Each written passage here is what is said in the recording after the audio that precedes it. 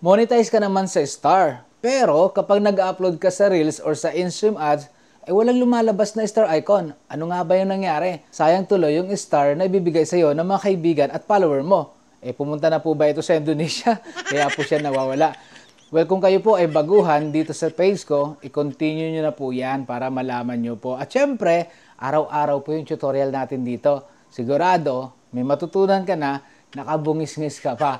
Guys, balik po tayo. Sundan nyo lang po itong aking ituturo. Kapag tayo po ay mag-upload ng ating mga video sa Reels, unang-una, kapag tayo ay monetize na, is-check nyo po yung inyong professional dashboard. Pumunta po kayo dyan sa monetization at dyan po sa Star, i-click nyo po yan. Meron po kayong makikitang itim or icon dyan sa taas sa bandang kanan. I-click nyo po yan. Make sure po na naka-turn on nga po yung Star nyo. So ngayon guys, kapag tayo po ay mag-upload na ng ating mga content, for instance sa Reels, ganito po ang gagawin natin. So once po kayo ay nakapili ng inyong video na i-upload, pupunta na po tayo sa caption. So sa taas po yung caption na yan, ibaba nyo po yan, may makikita po kayong mga option dyan. Ayan po yung Star. Kailangan po naka-enable yan. At the same time, yung ads on Reels. Para nang nun, may sasahurin nga po kayo dito. Baka mamaya, kaya wala po kayong sinasahod din sa ads on Reels dahil hindi po yan naka-turn on. Just make sure po, lahat po yan naka-enable, naka-green po ng ganyan. Para nang nun, talagang siguradong makakasahod ka dito kay Facebook. Hindi sayang yung pinagpaguran mo. So once po na na-post na po natin yung ating content na yan, ganito na po yung makikita mo. Ayan, may star icon na siya. O, di ba?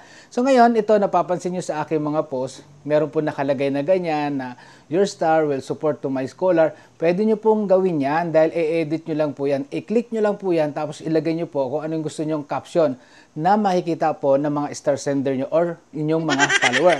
Just in case lang po guys na mangyari po sa inyo, yung katulad po nung sa follower natin na to, na wala nga po siya nakikitang choices man lang ng star or ads on Reels. So, kailangan po mag-appeal na po kayo kay Facebook at hanapin nyo lang po sa aking mga tutorial kung paano nga po ba mag-appeal. At piliin nyo lang po yung naayon po sa situation nyo. At for sure, matutugunan po ang inyong katanungan. So, sa relasyon po guys, paano hanapin yung star? Well, actually, hindi yan nawawala. Minsan, nandiyan lang sa gilid mo, sa likod mo, at mismo nasa harapan mo na. Ang problema, hindi po tayo marunong makontento sa buhay. Naghahanap at naghahanap pa rin tayo ng ibang star na darating sa buhay natin.